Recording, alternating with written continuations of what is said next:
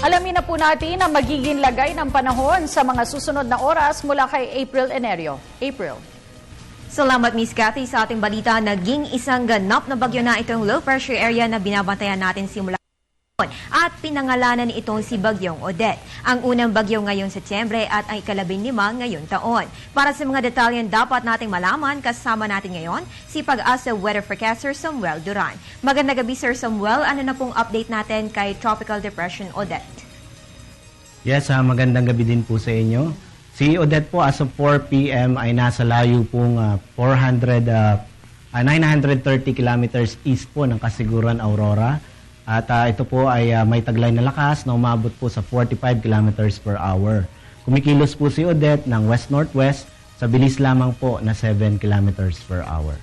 Sir Samuel, dahil ito'y nasa dagat, inaasahan po ba natin itong lalakas pa sa mga susunod na oras? Tama ka dyan, Miss April, dahil nga po nasa karagatan pa rin itong si Odette. Inaasahan po natin na lalakas pa ito at posible pa pong umabot sa tropical storm. In the meantime, sir, sa forecast track po ng Pag-asa, posible po ba itong mag-landfall sa kahit anong bahagi ng Pilipinas?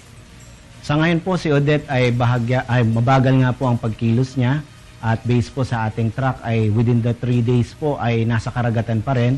Pero kung sakali man po magpatuloy siya sa pagkilos po ng west-north, ay maaari lang po siyang lumapit dito sa may extreme northern Luzon.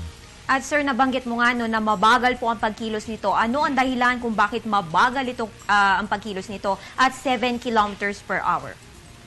Unang-una po dahil po sa meron tayong high pressure area na pumipigil po or nagpapabagal dito sa ating bagyong si Odette. At meron din po tayong mga series na mga bagyo or low pressure area na kahanay nitong si Odette. Kaya yan po yung mga kadahilanan kung bakit po bumabagal itong si Odette. Sir, ano po ang aasahan nating panahon o magiging epekto na naturang bagyo sa ating weather conditions sa mga susunod na oras? At dahil nga po meron tayong bagyo, ito pong si Odette, at inaasahan din po natin na lalakas itong si Odette.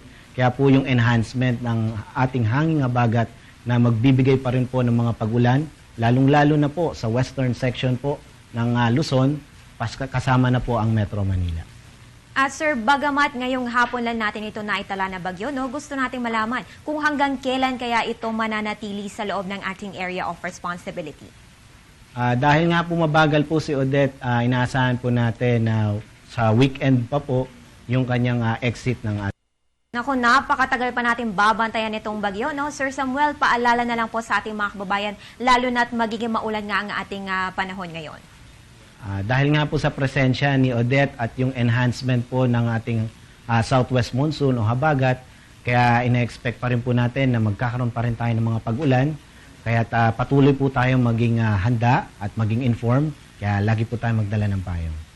Ayan po, maraming salamat Mr. Samuel Duran, weather forecaster ng Pag-asa na nagbigay sa atin ng update tungkol kay Bagyong Odette. Dahil may bagyo na naman at nagbabalik ang epekto ng hanging habagat, tiyak na magiging maulan na naman ang ating panahon. Para maging gabay sa ating school, narito po ang 3-day weather forecast ng Pag-asa. Dito sa Metro Manila, dalhin ang payong dahil sigurado na po maulan ang ating panahon bukas hanggang sa Thursday. Punta naman tayo sa Metro Cebu. Asahan po ang pag-ulan bukas at mga localized thunderstorms sa Wednesday at sa Thursday. At sa Metro Davao, generally fair weather pero dalhin pa rin po ang inyong payong bilang panangga sa mga isolated thunderstorms pagsapit ng hapon o gabi simula bukas September 17 hanggang sa Thursday, September 19. At para naman bukas, Martes, sisikat po ang araw. Alas 5:45 ng umaga at lulubog naman 4 na minuto bago mag-alas 6 ng gabi.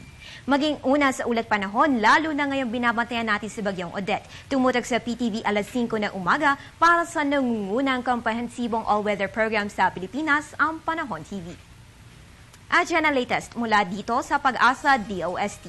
Ako po ang inyong weather girl April Enerio para sa Telebisyon ng Bayan. Balik sa iyo, Miss Cathy. Maraming salamat, April Enerio.